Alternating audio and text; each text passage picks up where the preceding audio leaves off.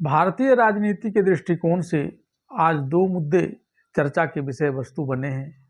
इसमें से एक मुद्दा राहुल गांधी, सोनिया गांधी और कुछ अन्य कांग्रेस के नेताओं पर हेराल्ड मामले में नया एफआईआर होना है, और दूसरा मुद्दा 12 राज्यों में जहां एसआईआर की प्रक्रिया अभी चल रही है, उसके समय में 7 दिन का अवधि विस्तार दिया गया है।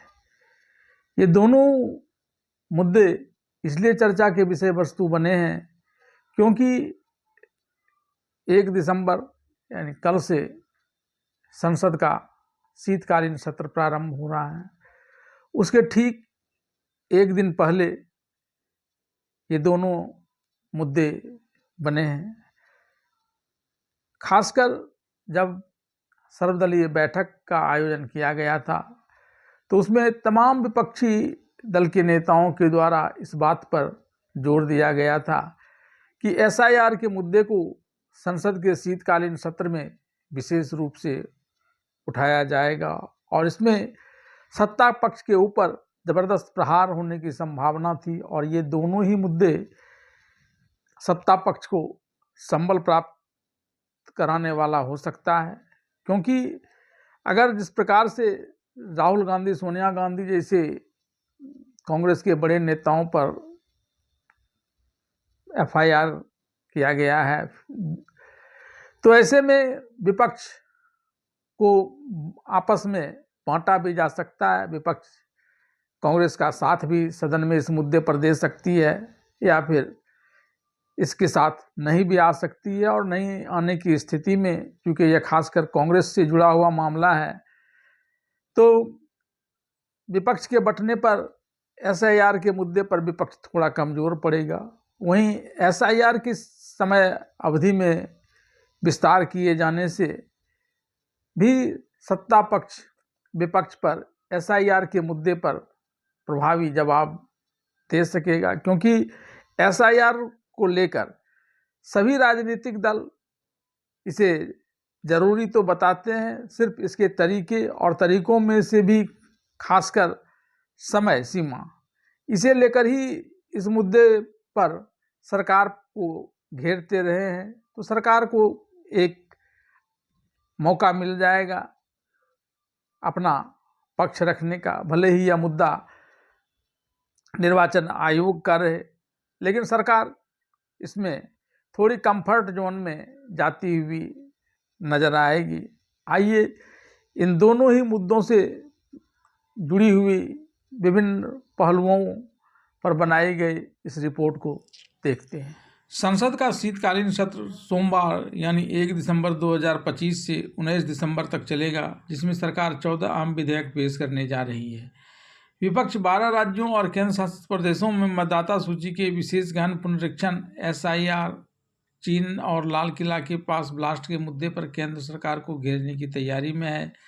संसद सत्र से पहले नई दिल्ली की आर्थिक अपराध शाखा ईओडब्ल्यू ने नेशनल हेराल्ड केस में सोनिया गांधी और राहुल गांधी के खिलाफ नई एफआईआर दर्ज की है, जिससे राजनीति गर्मा गई है।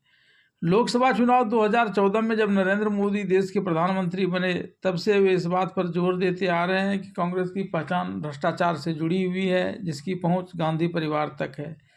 ईओडब्ल्यू के एफआईआर में राहुल गांधी और सोनिया गांधी के अलावा 3 कंपनियों और 6 अन्य लोगों के नाम शामिल किए गए हैं। इन सभी पर एसोसिएटेड जर्नल्स लिमिटेड की धोखाधड़ी से शामिल करने का आरोप है। यह मामला उन आरोपों पर आधारित है कि नेताओं और उसके सहयोगियों ने मिलकर उस कंपनी का गलत तरीके से नियंत्रण हासिल किया, जो पहले कांग्रेस से जुड़ी हुई थी और जिसकी संपत्ति लगभग 2000 करोड़ रुपए की थी।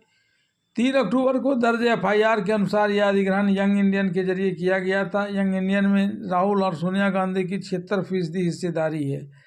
ईडी ने पुलिस प्राथमिकी दर्ज कराने के लिए धन शोधन निवारण अधिनियम पीएमएलए की धारा 66(2) के तहत उपलक्ष्य साथियों का उपयोग किया। यह धारा संघीय एजेंसी को कानून प्रवर्तन एजेंसी द्वारा आपराधिक मामला दर्ज करने के लिए साक्ष्य साझा करने की अनुमति देती है, ताकि वह जांच को आगे बढ़ाने के लिए धन शोधन का मामला दर्ज कर सके। प्राथमिक ईडी के मामले और आरोप पत्र को मजबूती प्रदान करने का काम करेगी। यह मामला दिल्ली के मेट्रोपॉलिटन मजिस्ट्रेट की अदालत के आदेश से संबंधित है, जिसने 26 जून 2014 को नेशनल हेराल्ड के मामले में कथित अनियमितताओं के खिलाफ बीजेपी नेता सुब्रमण्यम स्वामी की शिकायत पर संज्ञान लिया था। प्राथमिकी में ईडी की ओर से 4 सितंबर को ईओडब्ल्यू को भेजे गए पत्र में लगाए गए आरोपों का संज्ञान लिया गया है। कांग्रेस नेता अभिषेक मनु सिंघवी ने एक्स पर एक पोस्ट कर कहा कि न तो कोई नई शराब है, न नई बोतल है और न ही नया गिलास है। यह एक ऐसा अनोखा मामला है जहां न तो कोई पैसा इधर उधर हुआ, न ही कोई अचल संपत्ति हस्तांतरित हुई, फिर भी धन शोधन का मामला खोज लिया गया। उन्होंने कहा कि जब भी पार्टी कोई मुद्दा उठाना चाहती है तो ऐसे पुराने मामले फिर से उछाल दिए जाते हैं। शीतकालीन सत्र शुरू होने से एक दिन पहले कांग्रेस राहुल और सोनिया गांधी पर एक एफआईआर का दर्ज होना पार्टी पर प्रभाव डाल सकता है और कांग्रेस को इस मुद्दे से भी लड़ना होगा। हेराल्ड मामले में कोर्ट 16 दिसंबर 2025 को अपना फैसला सुनाएगी। अगर फैसला कांग्रेस के शीर्ष नेताओं को कटघरे में खड़ा करता है तो यह लड़ाई को और कमज़ोर कर देगा। कांग्रेस के भीतर यह उम्मीद जताई जा रही है कि कार्यकर्ता अपना रुख बदलेंगे और गांधी परिवार पर ध्यान केंद्रित करेंगे, लेकिन राहुल गांधी की प्लानिंग ऐसी नहीं थी। वह कर्नाटक के सत्ता संघर्ष को भी ठंडे बस्ता में डालना चाहते थे, क्योंकि वह नहीं चाहते थे कि 14 दिसंबर की महारैली और एसआईआर से ध्यान भटकाया जाए। इस समय कांग्रेस को इंडिया गठबंधन के अन्य सहयोगियों की जरूरत होगी। सवाल है कि डीएमके, टीएमसी, आरजेडी जैसे विपक्षी दल जिन पर भी भ्रष्टाचार के आरोप हैं, वे संसद में गांधी परिवार का समर्थन करेंगे या नहीं करेंगे। इस मुद्दे पर कांग्रेस को लपेटे में लेते हुए पूर्व कानून मंत्री और बीजेपी नेता रविशंकर प्रसाद ने राहुल सोनिया गांधी पर निशाना साधा। इस बारे में बीजेपी के दिग्गज नेता और सांसद रविशंकर प्रसाद ने रविवार को नेशनल हेराल्ड केस पर चर्चा की। उन्होंने कहा कि 90 करोड़ का लोन था इस कंपनी पर, लेकिन यंग इंडिया नाम की नई कंपनी बनाकर 90 करोड़ का लोन माफ़ कर दिया गया और इस कंपनी ने 50 लाख में खरीद लिया। इस कंपनी के पास जो ज़मीन थी जिस पर बड़ी बड़ी बिल्डिंग बन गई है और करोड़ों का किराया आता है। रविशंकर प्रसाद ने आगे कहा कि ईडी ने जांच की और धारा 66 के तहत केस दर्ज हुआ है। इस केस को लेकर हाई कोर्ट और सुप्रीम कोर्ट में भी इनकी हार हुई है। अब कांग्रेस बेबुनियाद झूठे आरोप लगा रही है। उन्होंने आगे कहा कि नेशनल हेराल्ड का मामला मोदी सरकार के आने से पहले से चल रहा है।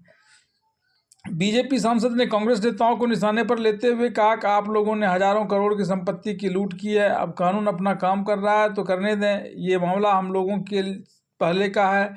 उन्होंने आगे कहा कि सोनिया गांधी और राहुल गांधी सारी संपत्ति के मालिक बन बैठे हैं। सारी जमीन का मालिकाना हक इन लोगों ने ले लिया है। रविशंकर प्रसाद ने बताया कि कोर्ट ने इनके आवेदन को रद्द कर दिया था। गौरतलब है कि दिल्ली की राउज एवेन्यू कोर्ट ने शनिवार को नेशनल हेराल्ड मनी लॉन्ड्रिंग मामले में ईडी की चार्जशीट पर संज्ञान लेने के फैसले पर रोक लगा दी है।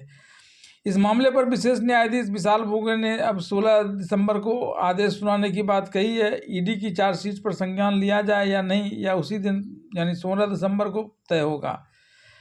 इस बीच 12 राज्यों में एसआईआर अपडेट की समय सीमा 7 दिन के लिए बढ़ा दी गई है। चुनाव आयोग ने इस संदर्भ में नया शेड्यूल भी जारी कर दिया है। चुनाव आयोग ने 12 राज्यों और केंद्र शासित प्रदेशों में विशेष गहन संशोधन एसआईआर प्रक्रिया को समय सीमा 1 सप्ताह के लिए बढ़ा दिया है। इससे मतदाताओं को आगामी चुनाव से पहले वोटर लिस्ट में अपने नाम की सही जानकारी सुनिश्चित करने के लिए अतिरिक्त समय मिल गया है। अब मतदाता सूची में नाम जोड़ने का काम 11 दिसंबर 2025 तक चलेगा। इसी तरह वोटिंग सेंटर्स की पुनर्व्यवस्था भी 11 दिसंबर 2025 तक पूरी करनी होगी। इस फैसले के बाद 12 राज्यों में एसआईआर अब 11 दिसंबर तक अपडेट किया जा सकता है। इन संशोधनों का असर राजस्थान, तमिलनाडु, उत्तर प्रदेश, मध्य प्रदेश, छत्तीसगढ़ और गुजरात में दिखेगा। इसके अलावा केरल, गोवा, लक्षद्वीप, अंडमान और निकोबार द्वीप समूह, पुडुचेरी और पश्चिम बंगाल में भी इस फैसले का नजर आएगा। अब वोटर लिस्ट रिवीजन से जुड़े सभी फेज नई तारीखों के अनुसार पूरे किए जाएंगे। इस